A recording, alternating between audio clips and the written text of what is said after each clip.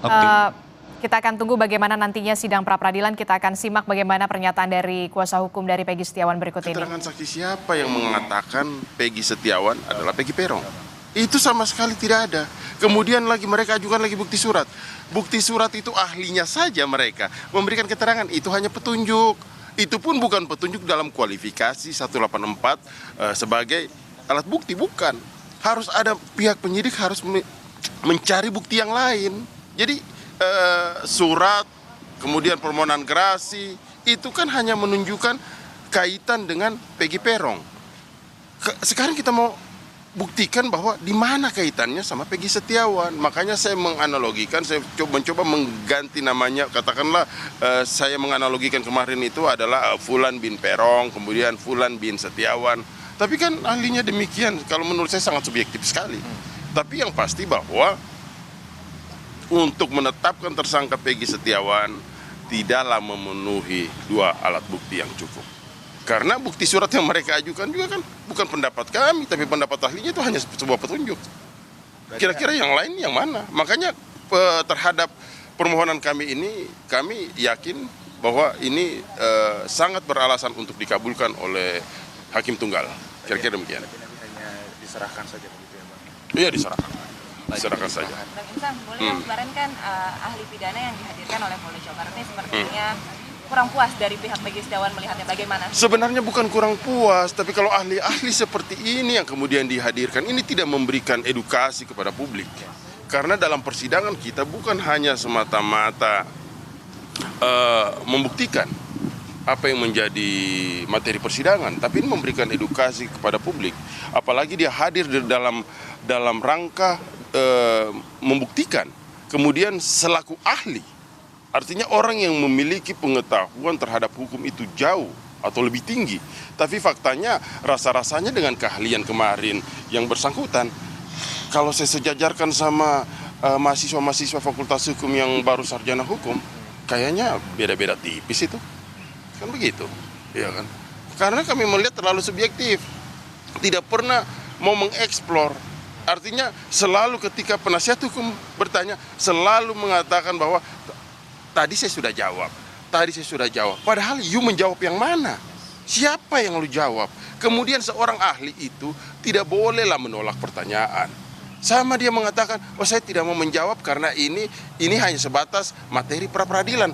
Anda itu ahli. Anda itu bukan termohon atau pemohon. Anda bukan bagian dari ini, bukan bagian dari pihak. Seharusnya Anda ahli itu adalah Anda hadir untuk memberikan pendapat Anda sesuai dengan pengetahuan Anda dalam bidang hukum. Bukan justru Anda mengatakan, ini saya nggak mau jawab karena ini hanya sebatas pra-peradilan. Oh tidak seperti demikian. Itu kan keliru itu pendapat-pendapat ahli dengan mengatakan seolah-olah dia adalah pihak.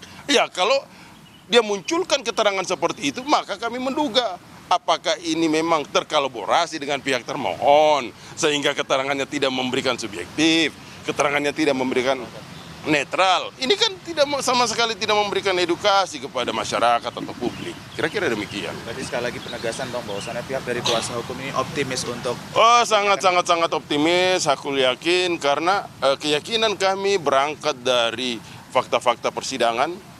Kemudian berangkat dari bukti-bukti yang ada, sampai tahap terakhir kami menyimpulkan bahwa Polda Jawa Barat tidak memiliki dua alat bukti untuk menetapkan Peggy Setiawan menjadi tersangka. Kemudian juga jelas sekali kemarin bahwa dalam penetapan DPO-nya juga demikian, penyitaannya pun juga ahlinya sendiri mengatakan bahwa itu bertentangan dengan hukum. Jadi seperti apa ini? Memang sejak awal ini terlalu dicari-carikan, terlalu dicocok-cocokkan. Makanya ini kami dalam materi pra-peradilan ini sebenarnya secara substansinya adalah kita mengkoreksi kinerja kepolisian. Karena yang kami harapkan adalah aparat penegak hukum menjalankan tugas secara fairness. Jangan mencocok-cocokkan apa yang dialami oleh Peggy Setiawan ini terlalu dicocok-cocokkan, kemudian dicarikan bukti bagaimana yang Peggy Setiawan ini bisa masuk dalam bui. Kan tidak seperti itu. Tidak pantaslah seperti itu. Peggy Setiawan ini orang yang tidak berdaya. Orang yang hanya sebagai kuli bangunan kemudian harus bertanggung jawab terhadap, sekali lagi saya katakan, terhadap perbuatan yang sama sekali mereka tidak lakukan. Kan seperti begitu. Ini betul-betul harapan kami putusan pengadilan ini menjawab rasa keadilan bagi si pencari keadilan. Mudah-mudahan demikian. Satu lagi ya, berita acara penyitaan barang itu seharusnya, berita acara penyerahan barang itu seharusnya kan motor disita.